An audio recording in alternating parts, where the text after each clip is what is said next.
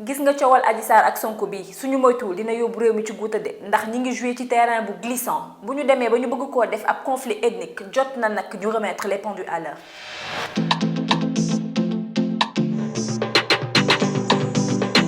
waaw fii ci Sénégal mbirum religion confrérie wala sax ethnie lu sensible la fi moo tax kenn du ko fooyee ndax mën naa sax nasaxal li di suñu cohésion sociale suñu jëlee nag mbir moo nga xamante ni c'est politico-judiciaire ñu bëgg koo utal ay revêtement ethnique dafay daal di doy waar ndax seetlu nañu ni bi dossier Adji Sarr contre Sonko bi jógee ba léegi analyse yi ak interprétation yi bari na lool waaye kàddu Madiambal Diagne yi nga xamante ni moom la yëkkati ci chronique am bii mu duppee les lundis de Madiambal jar na taxaw seetlu.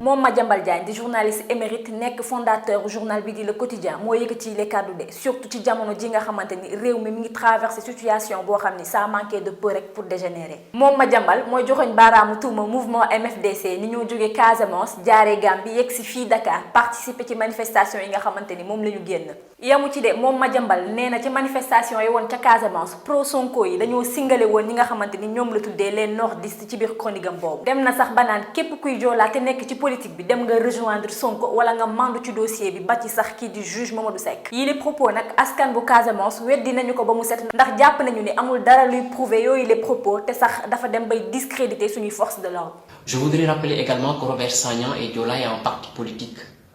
et ne bénéficie pas d'un soutien populaire de l'ethnie Diola.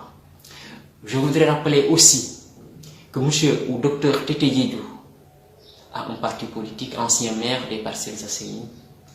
et ne bénéficie pas d'un soutien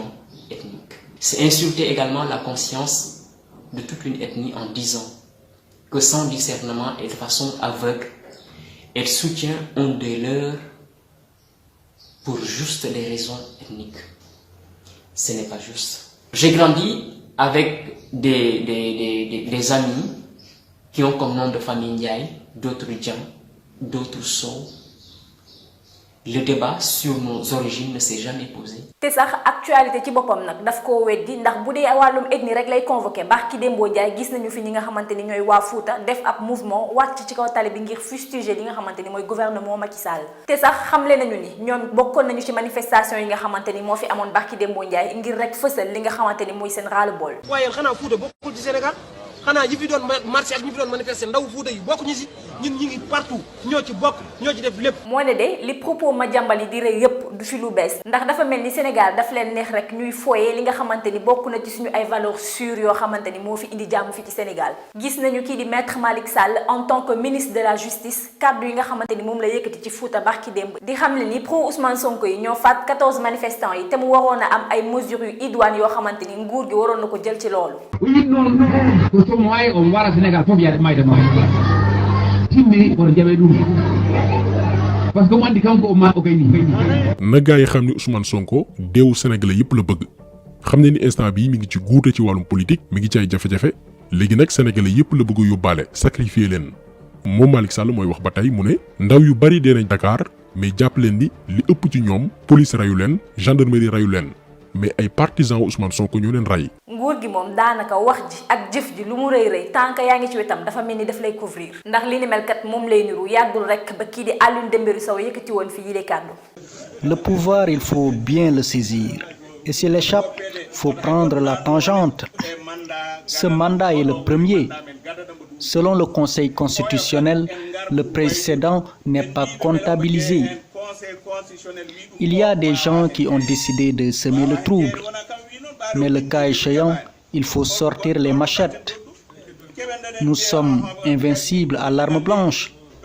Le moment venu, battons-nous pour que le président gagne les élections et qu'au moment où il doit quitter le pouvoir, qu'il passe les rênes à Abdoulaye Daouda Diallo.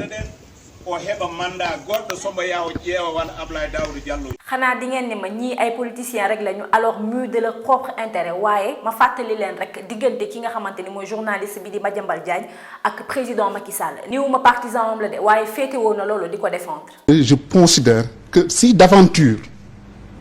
Macky Sall demanderait un troisième mandat, le Conseil constitutionnel ne pourrait pas se dédire. J'ai combattu Ablaye Wade parce que, d'abord, pourquoi j'ai combattu Ablaye Wade en 2012? Je l'ai combattu ouvertement. Et gis nga dama am la nga dama ko def en 2012 dama sama ñu ngi may dégg sama rédaction dama leen taaj ñu toog man leen je mène un combat de survie. Tout sauf Ablaye Wade, il faut qu'il dégage. Ku ko mënul nag y a la clause de conscience que tu peux invoquer nga dem. daanaka ñi féete ci parti APR am na ci ñoo xamante ne ànduñu ci kàddoom yi ndax kii di Benoît Sambou moom li mu taamu rek mooy opposé ko ab mépris.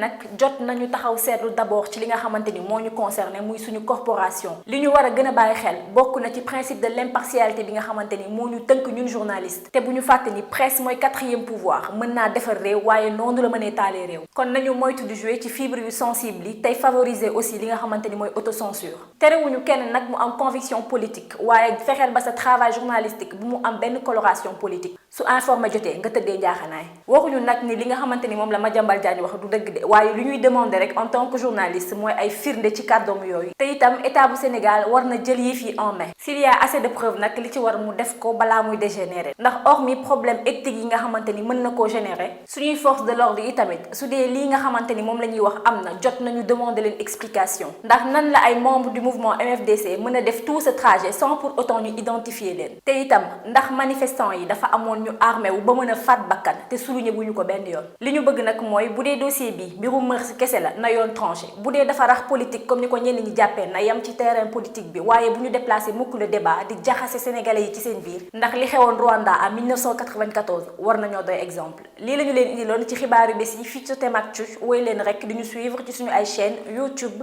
Instagram Facebook ak Twitter ci Totemactu ak itam ci suñu site internet www.totemactu.com